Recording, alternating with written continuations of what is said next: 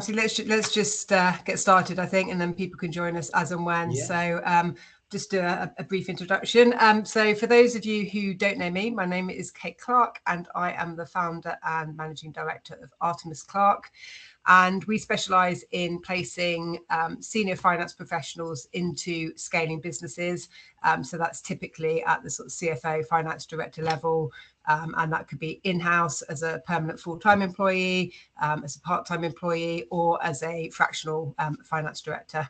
And I'm delighted to say that Ramzi is one of our fractional finance directors, and he's been he's agreed to come and do this webinar with me today. So I'll pass over to Ramzi to just give a brief introduction of himself as well. Yeah, thank you, Kate. Yeah, so I'm Ramzi, a fractional finance director with Artemis Clarke. A little background about myself, I guess I'm, traditional accountancy, started out in Big Four, became qualified. Then I moved into industry, and most recently I've been the sort of finance director or CFO of a couple of tech companies. And then this summer I decided to sort of go it alone rather than be employed, and offer my services as a fractional finance director.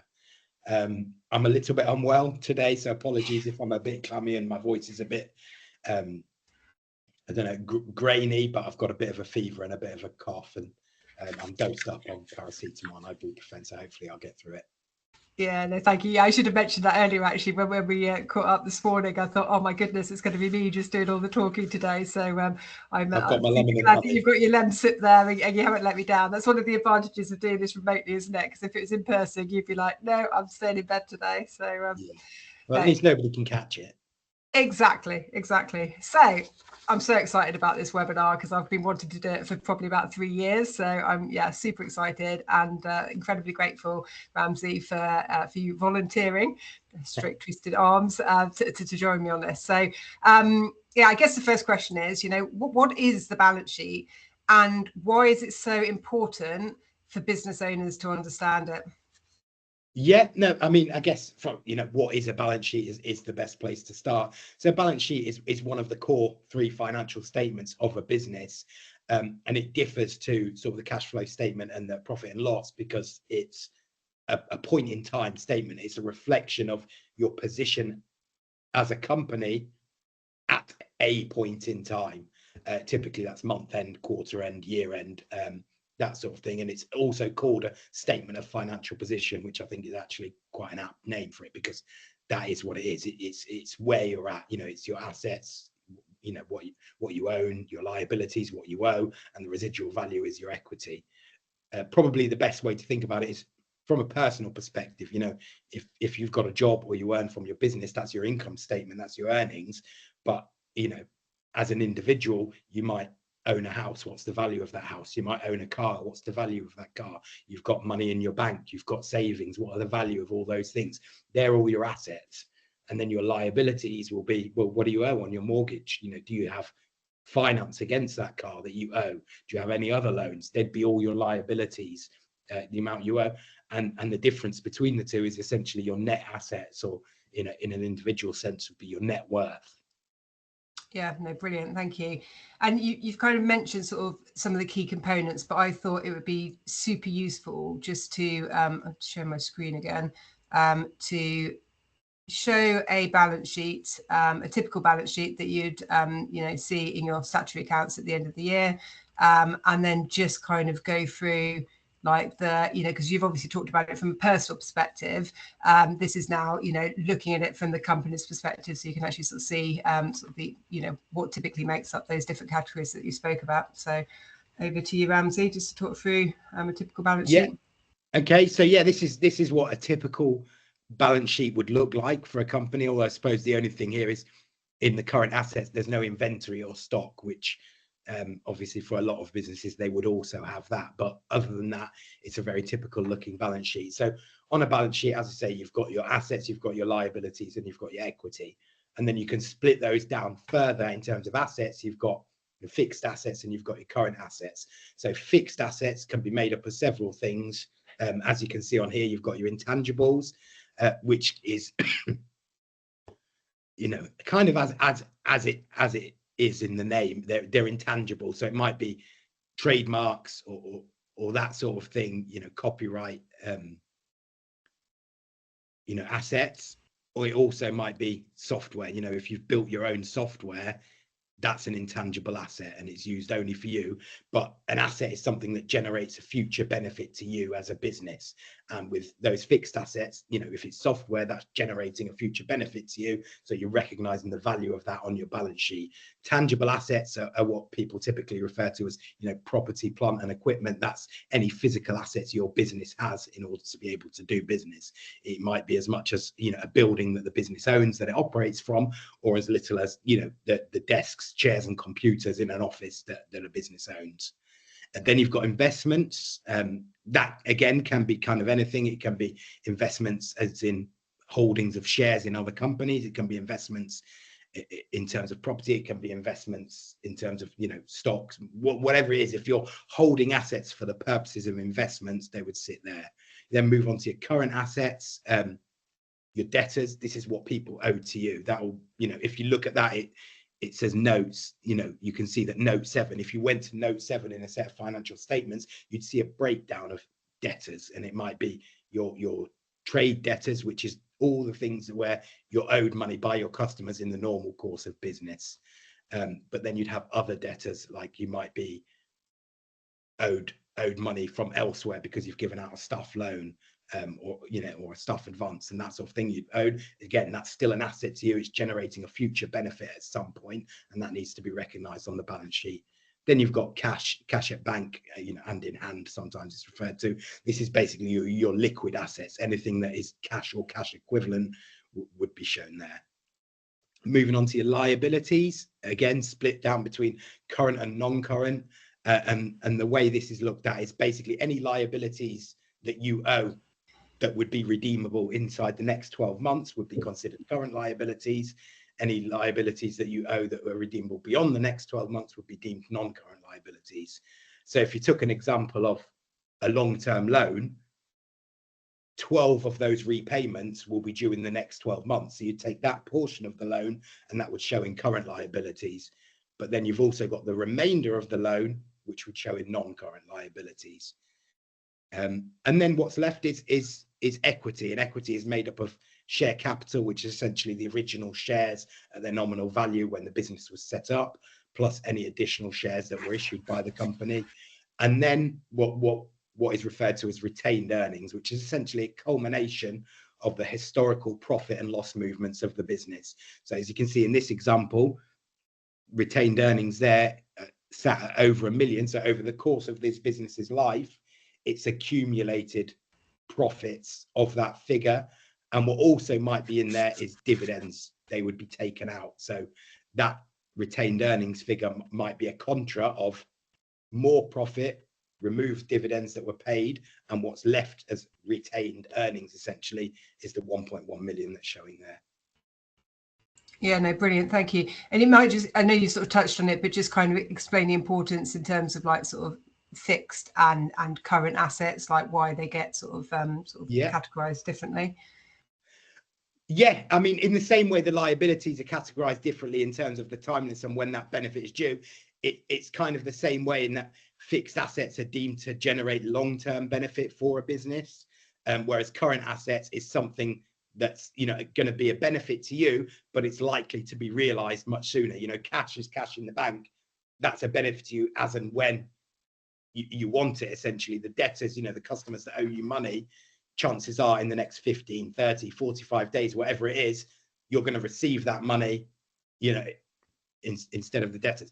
Whereas a fixed asset, if you've got a van, say you're a construction business, you've got a van, you're yielding the benefit of that van over several years, which is why it's deemed a fixed asset rather than a current asset. Yeah, no, exactly. And what would you say are like some of the common mistakes that you see business owners make in respect to balance sheets? Okay, I guess the biggest mistake is not giving it any attention at all.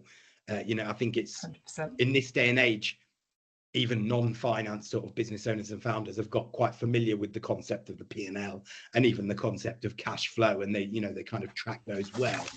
But what many people don't realize is the importance of your balance sheet. And actually, if your balance sheet isn't clean and tidy, then actually your P&L could be misleading you anyway.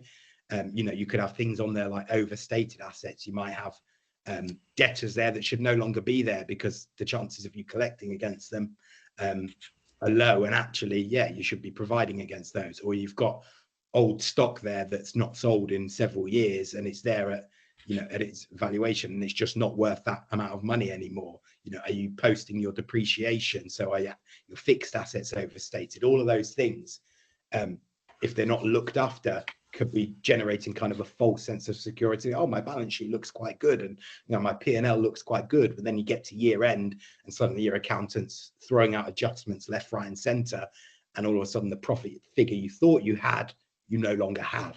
And it can go either way. You might end up with more profit than you thought you had, but at the same time, if you then don't have the cash for the additional tax implications that come with more profit, you know, you could still be in trouble. So tracking it month to month and knowing what is coming, I think is the key to keeping an eye on your balance sheet. You might have things like hidden liabilities as well. Maybe you've got a lease that you haven't put on there, or you haven't been accruing for costs or deferred income that you should be.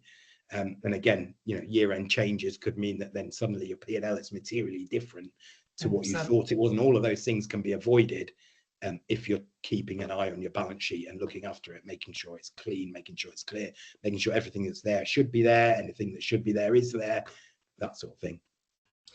Yeah, what we often see is that the back in most businesses, hopefully a bank reconciliation will be done, whether that's weekly, monthly, quarterly. It does seem that they will do that, but in terms of actually reconciling the other balance sheet accounts, that doesn't seem to happen very often in a lot of our clients. And in understanding the importance of like the control accounts, they are there because they should be going back down to zero sort of at the end of each month. So the payroll accounts, for example, actually just keeping an eye on them, and then seeing, checking that things are moving out as they should, is a really good control. But in a lot of our clients, we know that they don't do that. Certainly not before a fractional finance director comes in. So yeah, I think it's one of those, isn't it? If you don't see the importance of it, it can very easily, with all the best intentions, slip down the pecking order in terms of order of priority. A business owner running a small business, they're wearing so many hats, they've got so many things to look after, and they're just not interested, quite frankly, in those kind of things. And it's only when you realize the importance of it, like you say, your control accounts should be zeroing out every single month, really. And that sort of thing, and just those kind of things slipping don't necessarily mean there is a problem, but it's an indication that either there could be a problem or that things maybe just aren't being managed as efficiently as they could be. And so you could be sort of sleepwalking into a problem that you don't know about because you haven't been on top of those things. But in terms of like sort of understanding your balance sheet, how do you think that helps business owners make actually better sort of proactive decisions, let's say? Yeah. So again, it goes back to that point of first and foremost, making sure that your balance sheet is clean and tidy and reflects what it should be, because, you can, analysis on any of your financial statements is only as useful as it is based on the data that you're using for it. So first of all, make sure your balance sheet is clean and tidy. And then there's so much a balance sheet can tell you about, the financial health of your business, enabling you to make better decisions. You've got information on there in terms of your cash position, your liquidity. You've got information on there on your liabilities and any loans you've got. So you can use ratios and look at certain things to identify, what is my liquidity position like? Am I in a position where I can service my liabilities comfortably with the liquid assets that I have, or am I not? Or do I have an escalating debt problem where I keep needing to take on debt to stay running? And then you can take action. Maybe the type of debt product that you've got is not the most appropriate for your situation. Or can you look at loan consolidations? Can you look at issuing equity to improve that position? Are your inventory levels optimized? These are all things, and I'm sure we'll probably talk in more detail about all of those things as we go through here. But there's so much that exists on your balance sheet that doesn't exist on your P&L. And what it really helps is it gives you an idea of where to look for your problems and your opportunities. I think it doesn't 100%. necessarily have the answers themselves, but it tells you where to look. Yeah, yeah. And I guess so you've touched on ratios, you know, specifically talking about the balance sheet.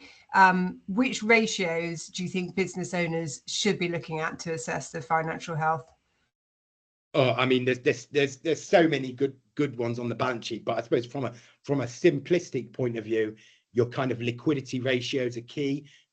You've got your current ratio, you've got your quick ratio. They're broadly the same, but the quick ratio is a bit more strict in terms of what it considers a current asset, and they just give you an idea, as I alluded to earlier, you know, what sort of position am I in to service the liabilities that I have as a business. Yeah. And that there is a key financial health indicator. If you're not in a position to service the debts or the liabilities that you have, then you've got a problem, and that needs resolving. And then you've got gearing type ratios, which assess the level of debt you have and how well you can service that debt, that sort of thing. And then you can move on to other things like your inventory ratios and your debtor days ratios, which can give you varying different ideas on how well you're collecting money from your customers, or how efficiently you're buying up and then selling your stock. The idea with stock is really to hold it as short a time as possible in terms of being best for your cash flow. So using inventory ratios from your balance sheet can give you an idea on how efficiently you're doing that. Yeah, and I guess the really important point here is that we're in a minute we will talk about some of those that you've just mentioned, where there are sort of guidance in terms of like the figures, but it's that there isn't like a one size fits all. It's more, the importance is actually tracking this over time to know what's kind of works for your business. And then if those ratios start going on a negative downwards trajectory, that's where you need to sort of be mindful that things could be going wrong, and then investigate why that's happening. Hopefully you will have a really good, decent cash flow forecast to avoid all of these problems. But this is kind of almost like a poor man's way of like just keeping tabs of things if you haven't got that in-house capability to do a really good cash flow forecast. But it's all, it's also that they are not totally prescriptive, are they? So it's like you've got to look at it for your business.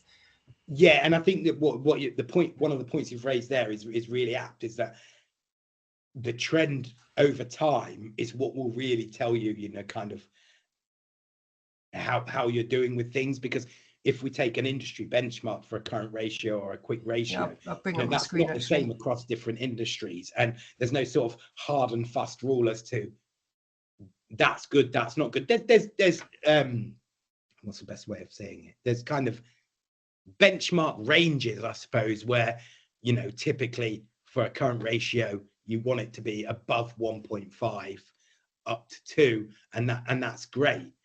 But if it's 1.4, that's also fine. It's not hard and fast.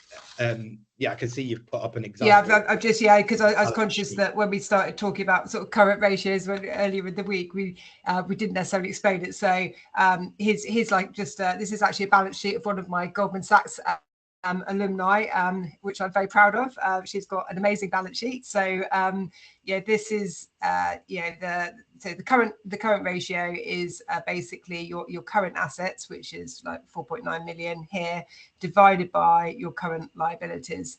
And as Ramzi said, that typically you'd like to look for that to be over 1.5. So the fact that it's like 9 here is phenomenal, isn't it?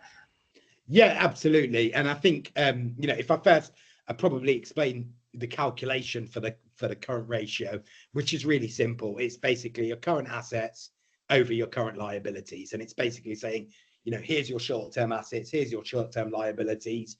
Really, you want your short-term assets to be at least 1.5 times your short-term liabilities to know that you're comfortably in a position to service those liabilities. And what I will say about this is, obviously, that's an incredible current ratio of 9.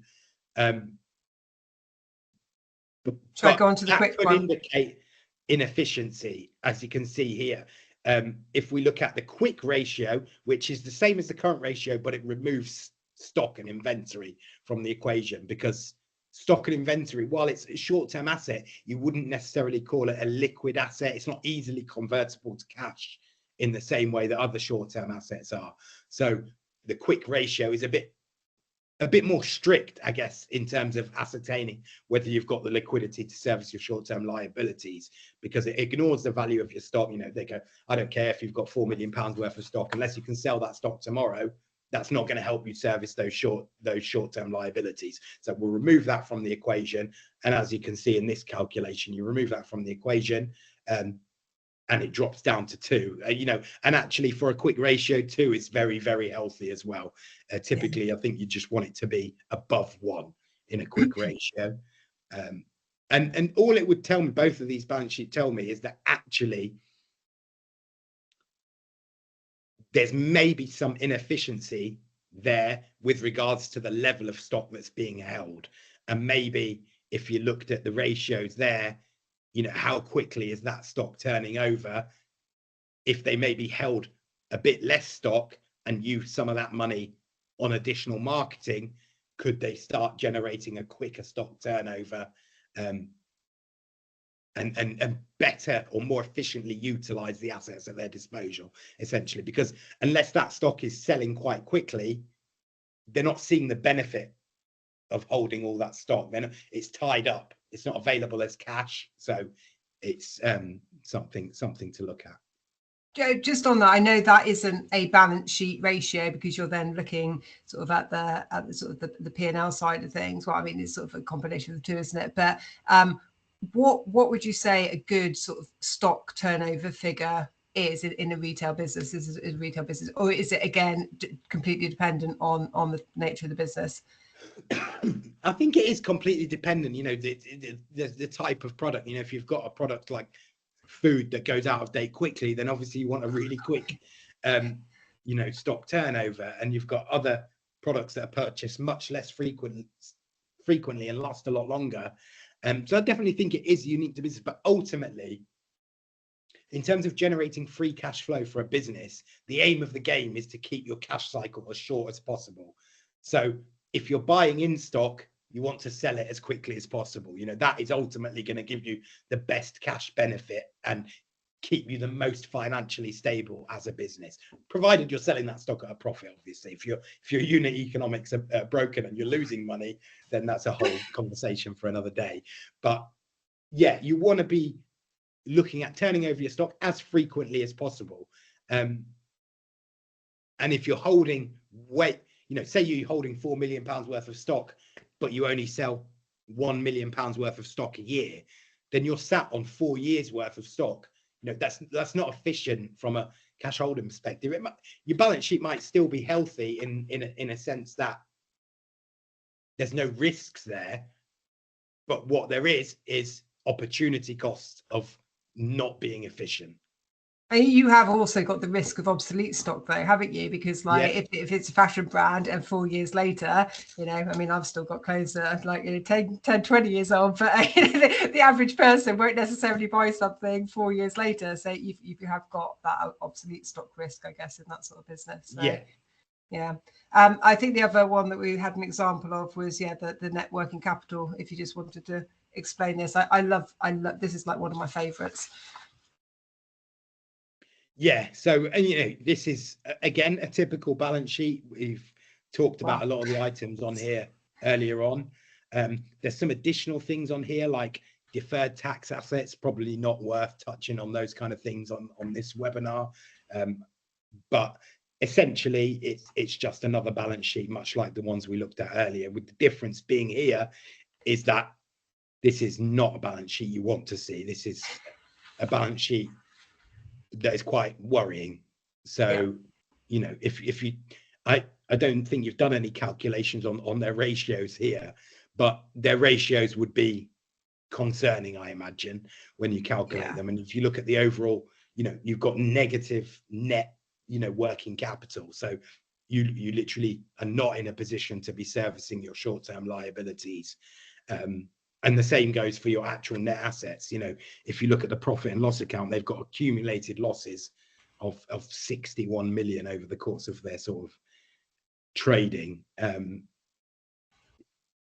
That is something to be concerned about. Now, the fact they've got, you know, a 31 million share premium account suggests that they're they're getting external funding to keep them going from an equity perspective. So it might be, you know, could this be the balance sheet of a tech business that's just getting going, and actually they're going to swallow up losses for years and years, but eventually they're going to start to turn a profit? I don't know.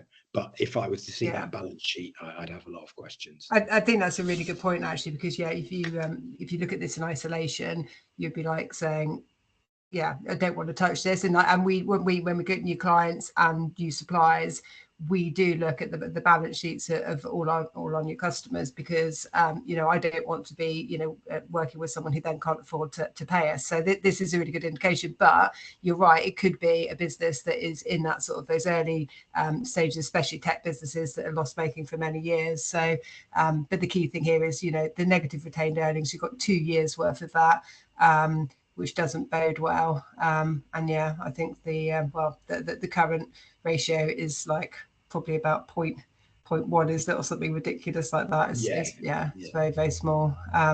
So yeah, I would be very, very nervous about this.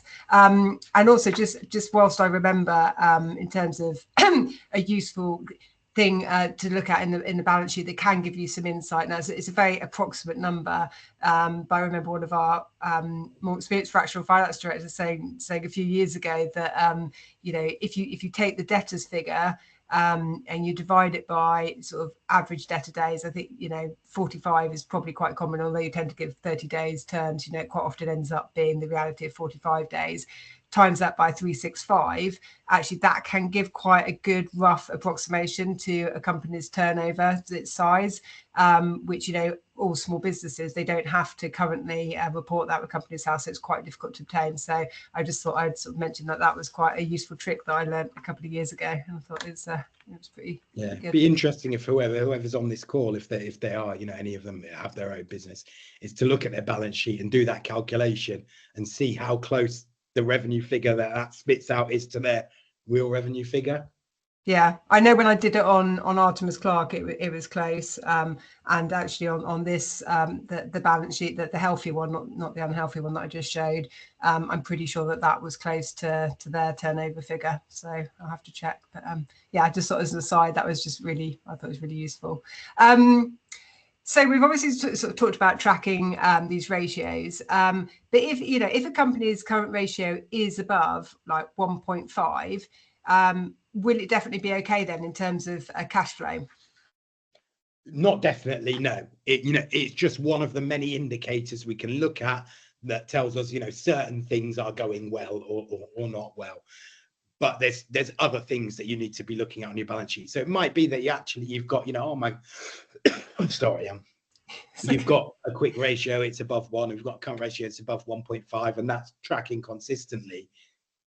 But you might still have a cash problem. Like, why have I got no cash? You know, my ratios look good. Why have I, you know, and that could be one of many other reasons. You've got things like, you know, your debtor days, and you don't have to look at it as technically as debtor days and do your debtor days calculation. But basically, if you're not collecting money from your customers quick enough, your overall current assets are looking good because you've got either a big debtors balance or a big cash balance. But actually, if your customers aren't paying you, then you still don't have money to pay your liabilities. You know, you have to be able to collect from the customers. And that's why looking at your debtors kind of in relation to your overall turnover as an indication of if you're collecting well enough or not. You know, if you typically do £1 million, let's say £1 million a month turnover, and the debtors at the end of each month is typically £500,000, and that's because half of your customers pay 30 days later, whatever.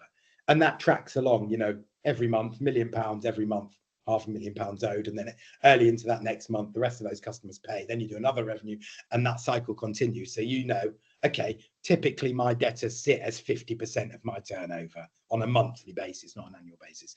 If all of a sudden you get to 1 month and you've still only done £1 million turnover, but your debtors balance is now £800,000, suddenly your debt to turnover ratio, as it were, has gone from 50% to 80%. That could indicate a problem because you haven't made any more money or made any more sales, but you're suddenly owed a lot more money. And that could be fine. It might just be that you've agreed with those customers they're going to pay a week later this time, so it's spilled over the month. But it could indicate a problem that you're maybe losing control of how quickly you're able to recover money from your customers. The same with inventory ratios, although that only applies to the current ratio, not the quick ratio. But you in that example there, that the current ratio was 9. Albeit the quick ratio was also 2, so that was healthy as well. But your current ratio being 9 is no use if all of that stock is sat there. You can't sell it, and you've only got £10 in the bank, but you've got to meet your obligations. So yeah, it definitely, those ratios are definitely not foolproof in and of themselves. They're just part of a bigger picture that you should be looking at each month, each quarter, each year for your business to make sure you're in the best possible position. No, 100%. And I'll just share my screen again. We've got a couple of examples that to save your voice, I'll quickly talk through. So this graph here is a healthy business, profitable. You've got debtors paying within 30 days. You can see there's a little bit of a funding requirement right at the start, but thereafter, it's actually cash generating, and looks like a really good position. So this is the profit and loss account for that company. As you can see at the bottom there, it's got profit all the way through, and this is the dream. But you change the model so that the model says the 90-day payment terms for the trade debtors, and then all of a sudden it looks like this. So your funding requirement is now gone, I think it was 37,000 in the previous example right at the start, to now your funding requirement is £355,000, and you only become cash generative at I think that's November. No, I think it's October. It's a bit skewy, that graph, but so as you can see, just by going 90-day payment terms, that's what your funding requirement can look like. And also, so I'm doing a sort of a little analysis on this to see whether it is really obvious with the current ratio, to kind of go, oh yeah, you can see that in the current ratio. And this is why it's worth having this conversation, because if you look at the top there where it's yellow, the current ratio it does start doing a downwards trajectory, so that should be making you nervous. But then it starts going up actually before your cash balance starts going up, which is why it's kind of like then worth, like as Ramzi says, not just looking at those things, looking at things like your debtors to sales ratio, which actually is 1 in January, but then it goes to 2.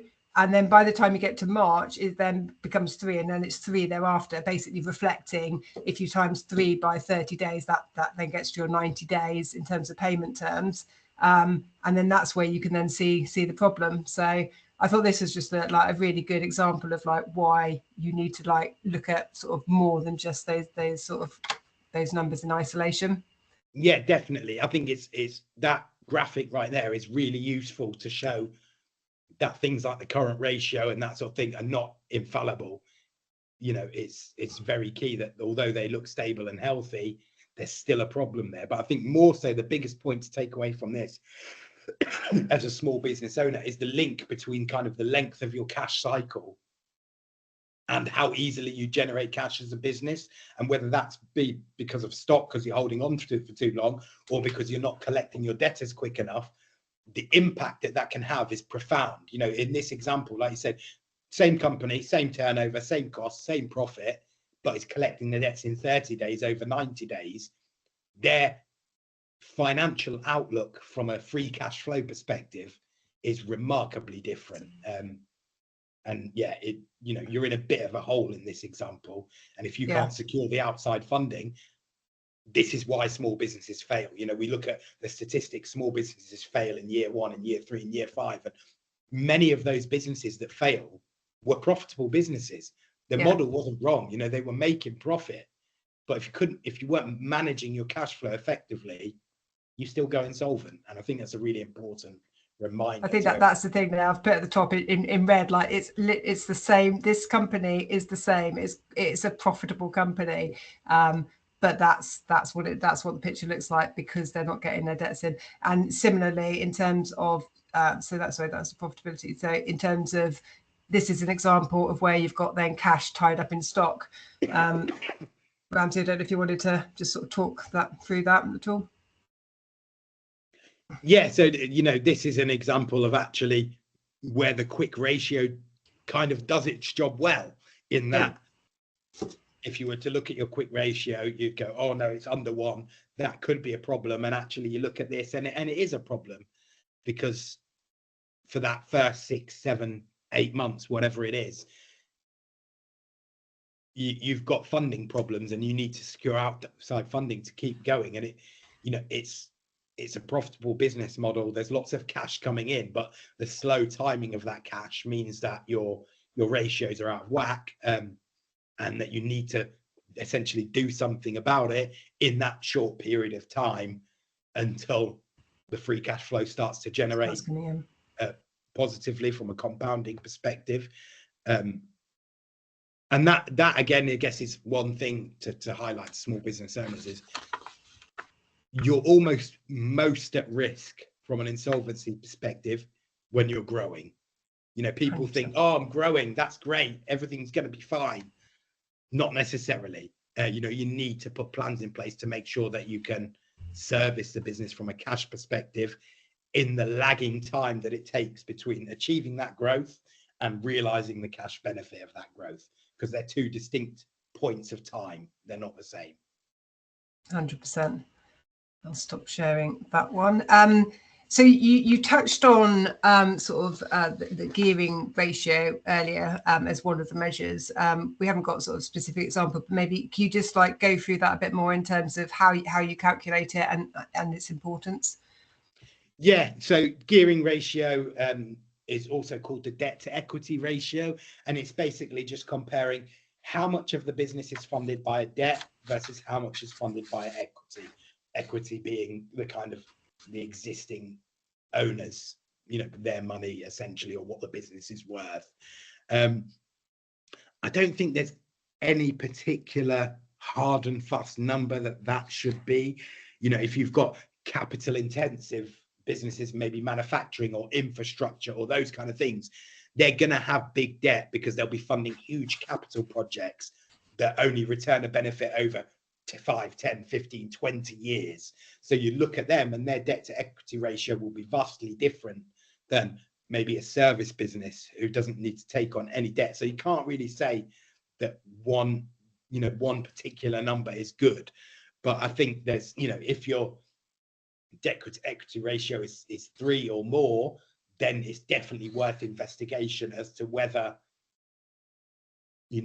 you are in the best position possible, or even that maybe your funding model is wrong, and actually you should be looking to balance it out with issuing equity rather than taking on more debt to safeguard yourself. Equity is in the long run more expensive than debt, and this is probably a whole topic for another day, but it doesn't have the same cash flow drain that debt does. So it's about balancing your business being funded between debt and equity to the point that it's optimized. Did I just hear you sign up for doing another webinar to explain that? I'm joking. I've got lots of other victims. It's fine. God, we're almost there. We've got 3 minutes to go. So that's almost perfect timing. I guess it's useful to understand for business owners, how often should they be doing this? Because you can get tied up in the admin of all of it. What was your recommendation on that? Well, I think every month. I think every business generally, apart from the smallest and simplest of businesses, I would advocate for every business reviewing their balance sheet every single month, to look for anomalies, missing things, just give a quick check of the ratios. Now, I know almost all businesses definitely don't do that, but they should. And obviously, depending on the size of your business, maybe you outsource your bookkeeping to an outsourced company. They only do your bookkeeping once every quarter. Well, in that case, reviewing your balance sheet every month is pointless. You may as well just do it every quarter. 100%. But then my advice to you would be, find a bookkeeper who does weekly or monthly bookkeeping, because really every business that's got any sort of ambition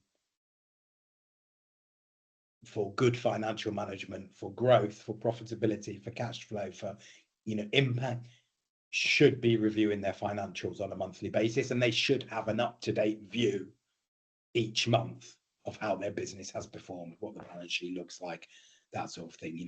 It's pointless getting to the year end and then finding out you've either made more money than you thought, less money than you thought. It's too late to do anything about it at that point. So yeah, I would definitely say every month. Yeah. And just on that, in terms of if there are any business owners that don't have any idea how they can actually look at their balance sheet, and let's say you don't want to ask your finance person for whatever reason, assuming that you do still have access to the finance system, nearly every finance system has a reporting section within it. And if you just go find the reporting bit, there will then be the option for a balance sheet, and then you just have to select the date on which, going back to Ramzi's point right at the start, it's your balance sheet at a specific point in time. You just select the date, and then you should then be able to see your balance sheet at that point in time for the company. I just thought I'd mention that. We're talking about this thing, and yes, obviously you can look at the prior year statutories, but what we're talking about in terms of these ratios is actually looking on a monthly basis at your balance sheet as it is at that point in time, which won't be your statutory account balance sheet. So, and then final question, assuming we don't have any from our participants, but in terms of a business owner using their balance sheet to plan for growth, just sort of sum up what they should be doing. Sorry, can you repeat that?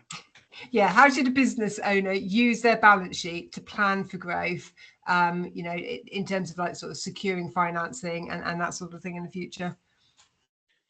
Okay, yeah, I mean, I guess in a lot of ways, in the same way we've kind of encouraged people to use their balance sheet throughout this webinar, some of those key things, the ratios that we've talked about in this and the key things to look out for that we've discussed, a lot of those are going to be the same things a potential lender is going to look out for. They're going to look, are you in a position to service additional short-term liability that comes with this loan?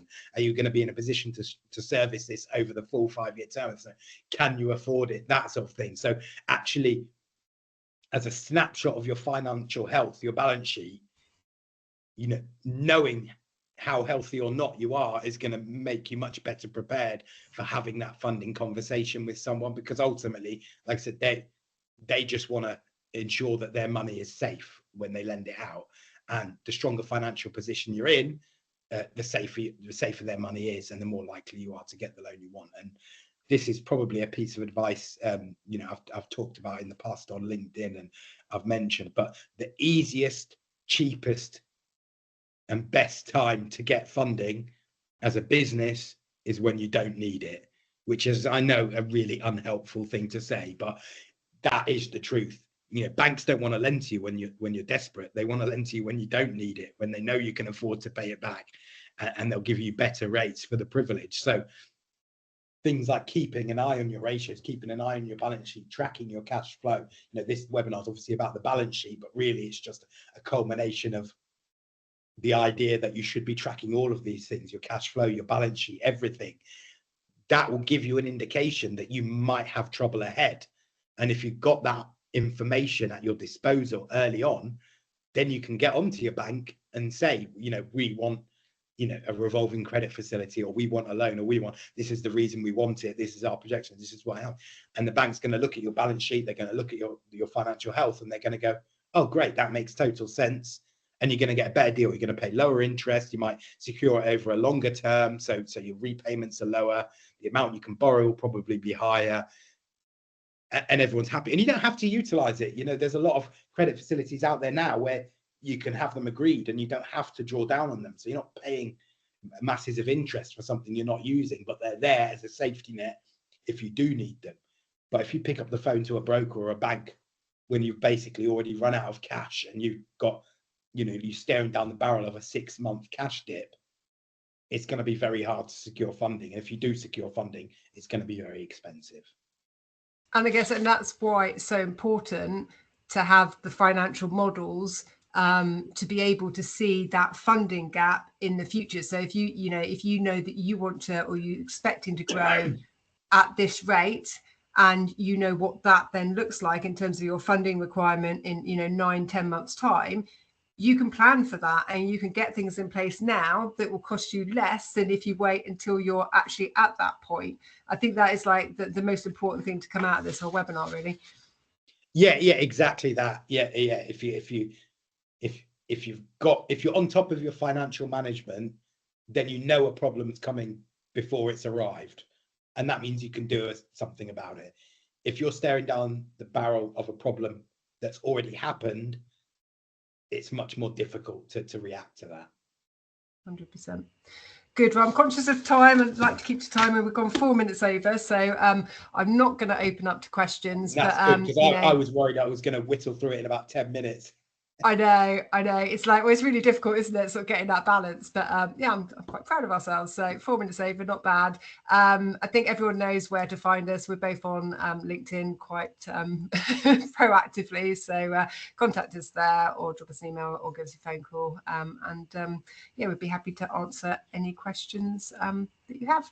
So thank you so much, Ramzi, especially as you were feeling so unwell. At one point I thought you were going to pass out on me, so thank you for I'm feeling it. I'm going to go have a lie down after. Oh, bless you. I know, I literally could. Yeah, I felt, yeah, that's why I ended up talking more, because I thought you needed a bit of a break. So no, thank you so much, really appreciate it. And thank you for everyone who attended. I know there are loads of people who signed up who weren't able to attend, but will be watching it on catch up. So thank you to everyone for supporting us.